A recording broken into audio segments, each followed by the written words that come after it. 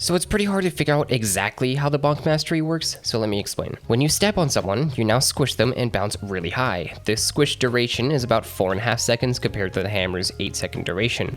The hammer is obviously bigger, yes, but the squish radius is barely any bigger. You can activate your ability whenever, but the hammer won't actually hit the ground until you are standing on a surface. The reason for this is because the hammer will now deal knockback based on how high you were in the air. This knockback actually has a better AoE of which I would expect from the mastery. Now here is the confusing part. Only players who aren't being squished by your hammer will be launched. Not only that, but you must squish at least one player for anyone to actually receive knockback from your hammer. It's weird, and I don't understand why they felt the need to do it like this, assuming it was intentional. First of all, it took way too long to figure out that's exactly what needs to happen. Secondly, it just makes this glove feel a little underwhelming having this condition. Being able to knock back other players is nice, but I would much rather have the hammer knock back every player when I'm using it this high instead of just squishing them still. Plus, squishing them with the hammer doesn't reset the duration of the player you just stepped on, so they will likely be back to normal a second after you hit them with the hammer anyway, making this even more pointless. Just tweaking it so at the very least it doesn't squish players when you are high in the air using the ability will make this mastery feel a lot better. I'm fine keeping the squish if you are standing or close to the ground before using it, but the Goomba Stomp would feel way better just having pure knockback from the hammer. Otherwise, it can actually be a bit hard to attack the player next to you, who is likely the player you're targeting anyway. If the knockback changes, then I think this mastery is absolutely worth the time grinding. It only took me about 4 hours to master, and it makes this glove a lot more interesting to use.